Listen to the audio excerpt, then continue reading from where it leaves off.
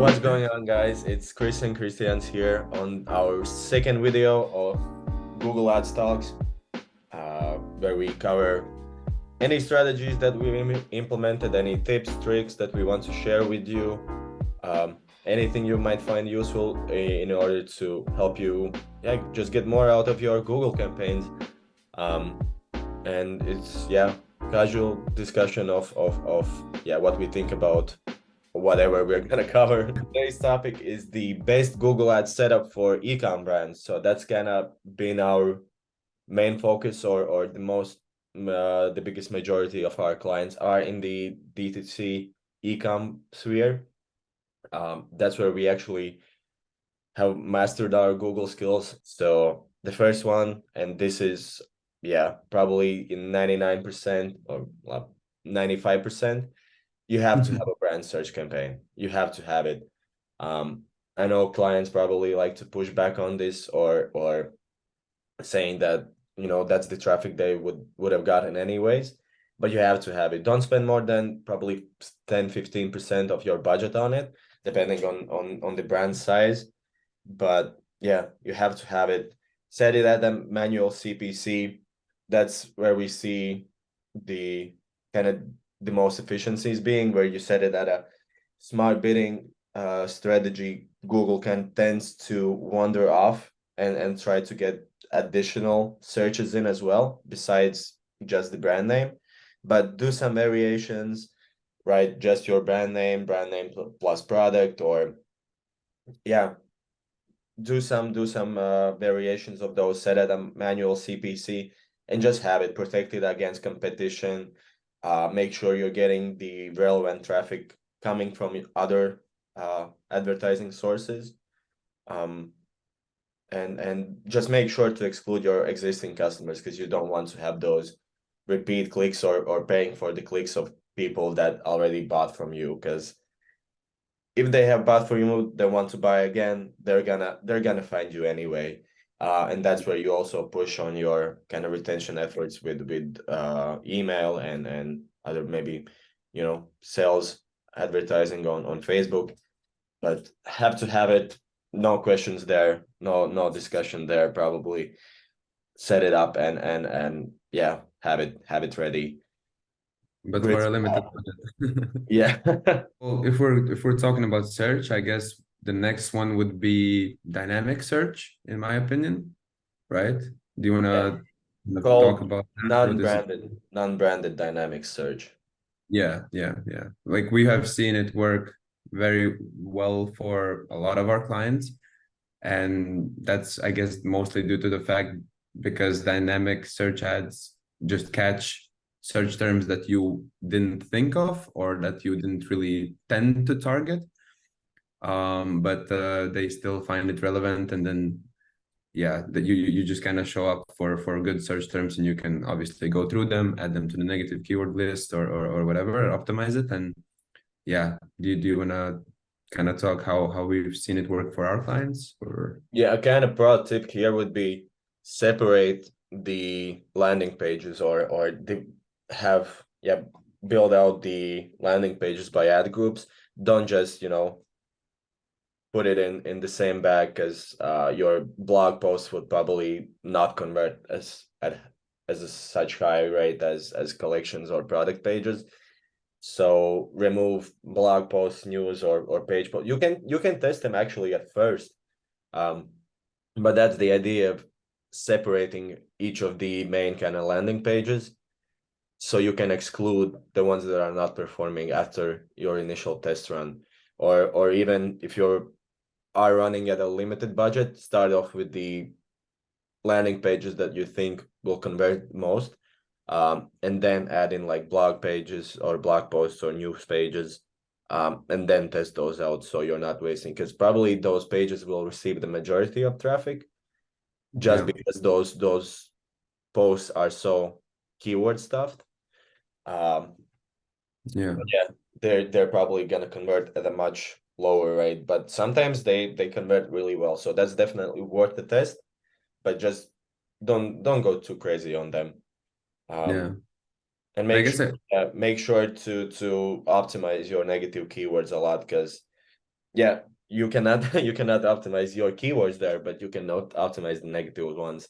And a lot, a lot we've seen that when we've done the audits, actually, that we see the dynamic search ad campaign performing really well at a really high ROAS. But once we go into at the keyword level, we see that it hasn't been called traffic at all. It's Yeah. up three keywords are brand keywords that just haven't, or variations that haven't been excluded. So it's just another brand search campaign basically. Yeah. But yeah, you can actually, once you see that, start seeing that happening, take those variations, add them to your brand campaign, and exclude them from your call traffic DSA campaign.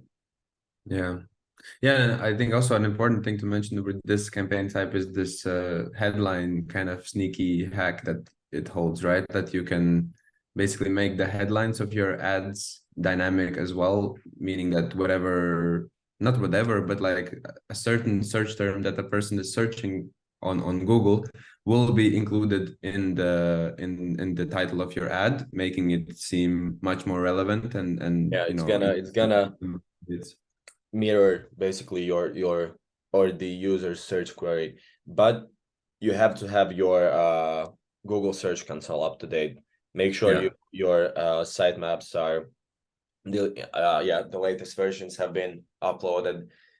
Anytime you make a bigger change to the website, go and hit it and upload it as well. For those who don't know what Search Console is basically once you upload your sitemap, there are tons of videos out there how to do it. We're probably gonna make one as well, but it's 5 minutes basically. You create your Google Search Console account, you update your sitemap there, and it pushes Google to crawl your website faster because it's gonna crawl your website anyway. It does that automatically, but it's gonna happen a lot faster.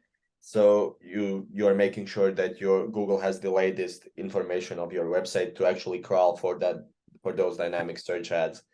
So yeah, a lot of times maybe you see dynamic search ads not performing that well. It's because Google just doesn't have that information of your website up to date. So Yeah. make sure that's done before you move on. Yeah. And continuing on these inbound campaigns, or has so search as well, keyword search. It's gonna be more costly than other types, but it's still very bottom of the funnel. Inbound, make sure you do your keyword research, you do your ad copy, really spend some time on it, because those are the campaigns where probably 75% of time, or the of kind of work that you put into it is what you spend before creating the campaign and the ads. So that's the research for keywords, for ad copy. Look at your competitors, look what some other people are doing in the space. Look at competitors, Facebook ads as well. Yeah. Make sure your site links are built out, your other extensions are, just make sure you're maxing out everything you could, because Google is looking at those extensions as well and at that ad copy, those search terms as well, to give you a quality score or relevance score. Make sure those keywords appear on the landing page as well. Um, yeah, spend your time, because that's all going to be taken into account when you are entering those bidding auctions. Yeah, make life easier for yourself in the future with managing those campaigns, by spending the decent amount of time in building it out. It's just going to set a stronger foundation for your ads, because it's getting expensive. Those clicks are costing more and more, and if your CPAs or CPA targets are low, then you just need to make sure that you're doing everything you can to lower that CPC and being as relevant as you can. And Yeah. again, make sure it's called traffic. Exclude your existing customers.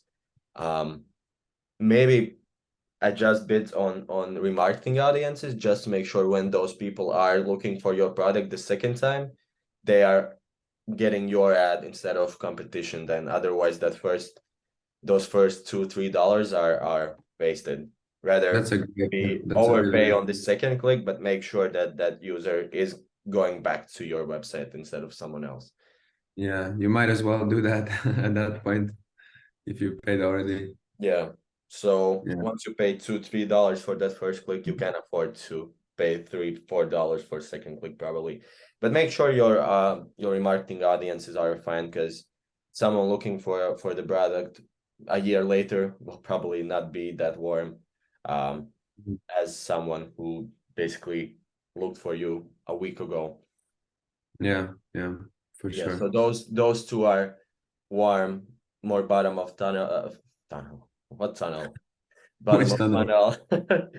Bottom of funnel. Warm. Yeah. Yeah, campaigns, inbound campaigns. I also wanted to talk about competitors' search campaign Yeah. because that one is, I know we've seen some success with it as well, especially this this flower delivery service that Mhm. kind of tried to tackle the US market, and they had really good first months right off the bat. I would say that like mostly because of the competitors campaign Mm. at that point, because they really had the website and the whole kind of business and the designs of their products much better than the competition, but there was just a lot of competition. Mm. So kind of taking advantage of that, we managed to make our ads look better and the whole user experience of the website also being better.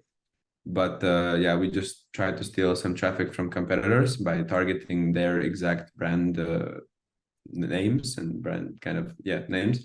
Um, yeah, so I remember that, but that was really good.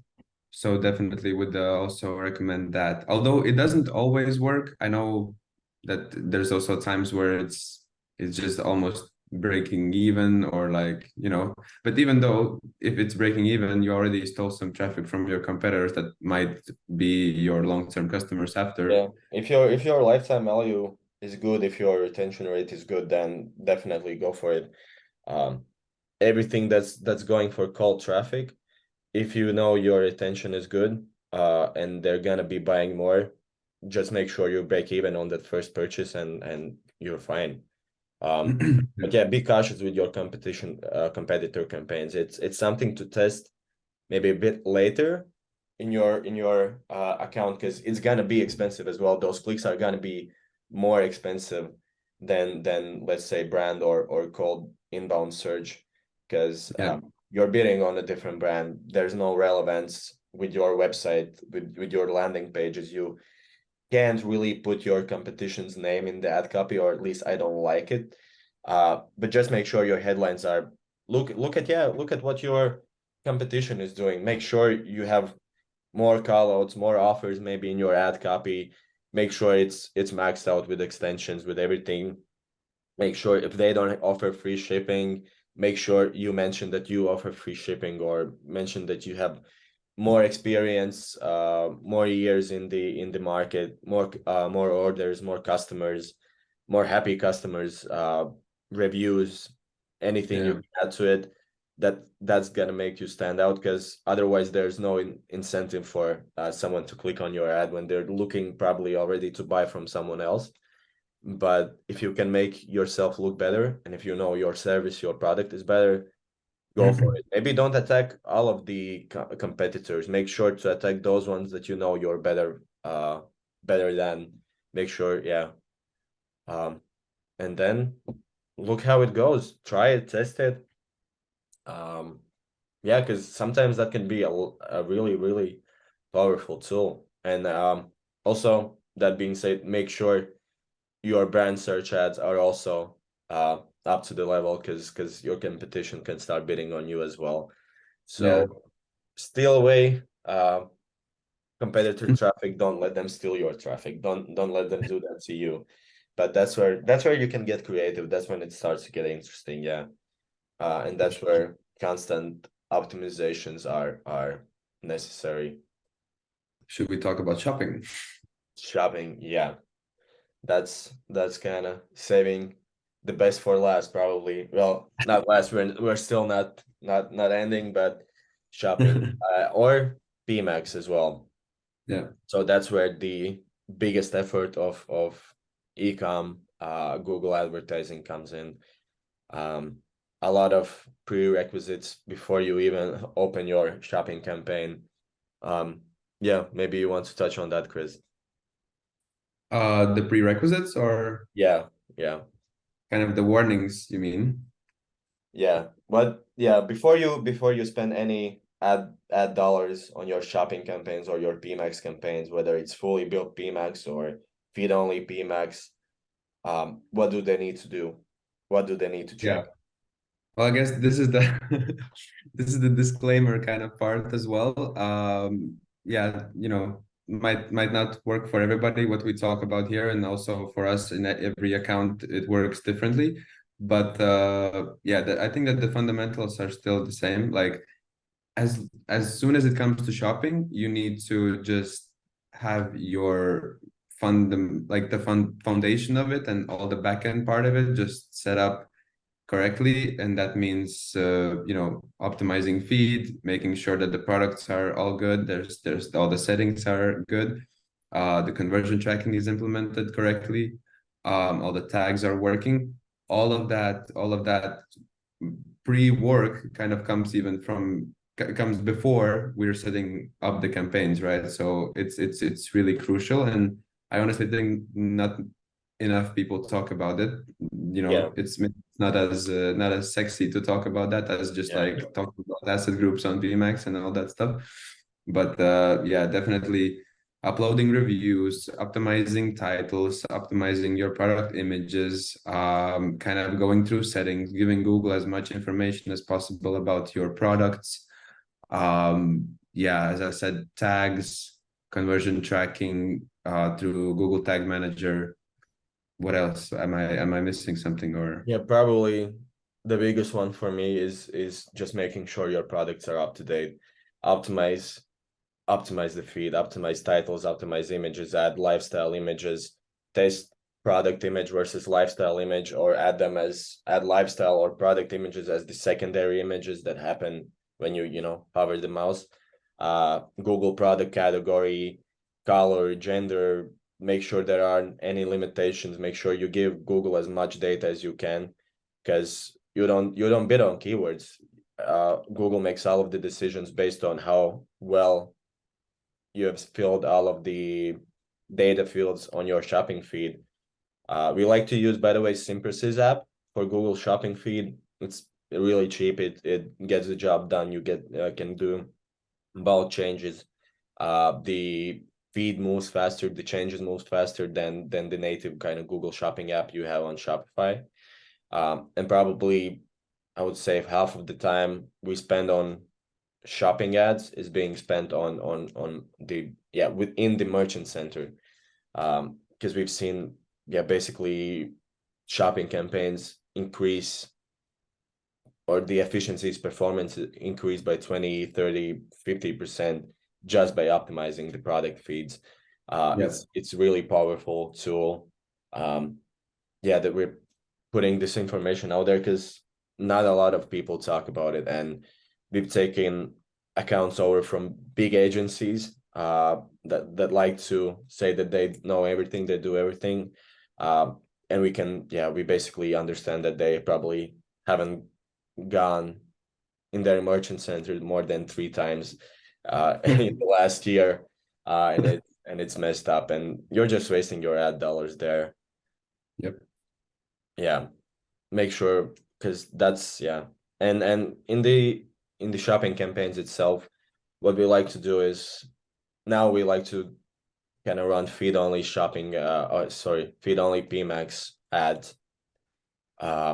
Yeah, the setup there, probably we're gonna do our next talk on Performance Max and how to set it up in the best way. We might show you a tutorial even, but yeah, then you can just make sure you have the product feed, and then you can start building out your shopping or pMax campaigns, where you divide by product types, by with asset groups, with your best performers, with your worst performers, take them out, start optimizing from there. But before you spend any a single send, make sure everything is correct on your GMC.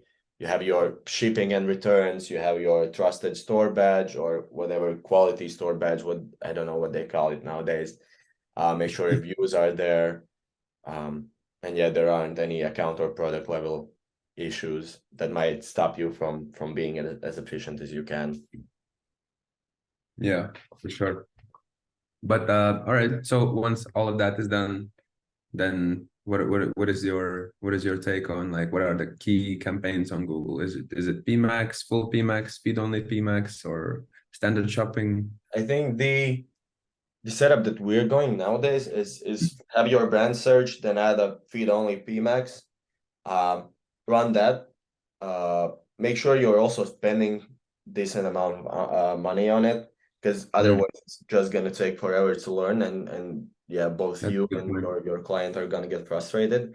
Make sure you communicate those expectations. Have the campaign running at, if you have decent amount of SKUs, then $100 a day is minimum basically that you have to spend for called non-branded shopping campaigns.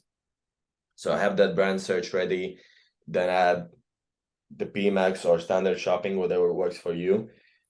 You can try fully built out pMaxes as well, but that setup is more tedious because you want to exclude those, or you want to make sure that Google is not going after branded searches on the dynamic search, um, and it's not retargeting your existing customers. So that's why I don't like it, uploading existing customer lists on within pMax audience signals, because it says that it's gonna just leverage that data to find new customers, but it really quickly in a lot of cases starts just retargeting your existing customers. So try different methods based on your product, because fully built out pMaxes, we've seen accounts where it's just taking over. Like we with starting from $200 a day spent to 2K a day just on a single pMax campaign, and it's still strong to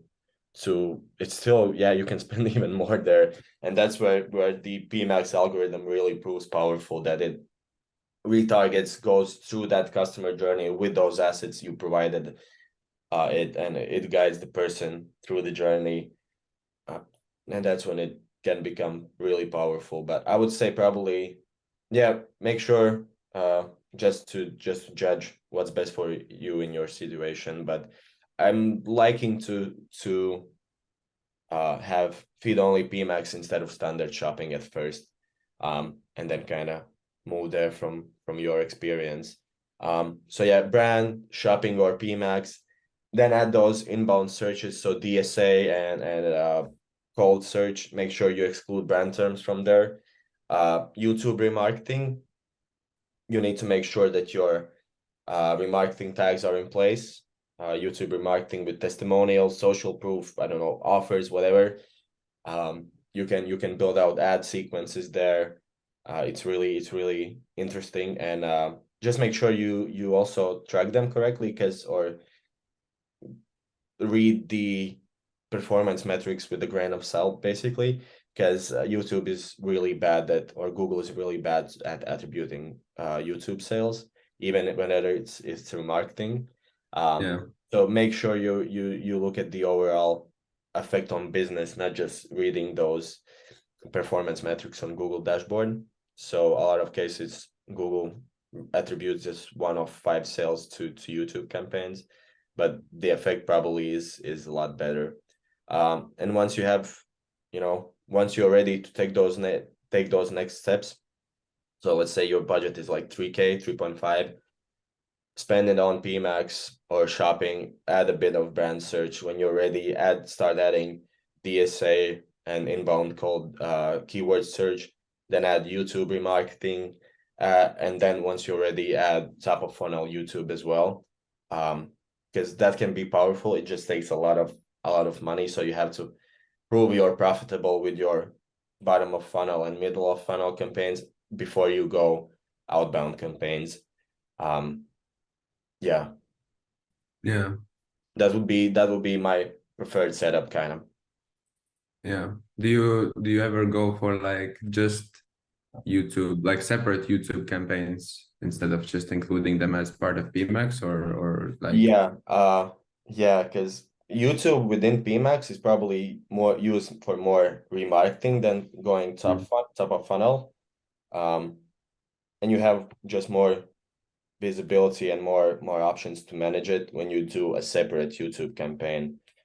There's different methods, but I would say going feed only pMaxes I like better than standard shopping because that includes dynamic remarketing as well. You don't have to build out another kind of display dynamic remarketing campaign because pMax will do that itself. yeah. So that's one of the reasons I like feed only pMax instead of standard shopping. And feed only pMax campaigns are kind of essentially you're creating a smart shopping campaign or very mirroring something very similar to it. Yeah, so I think that's pretty much the setup now.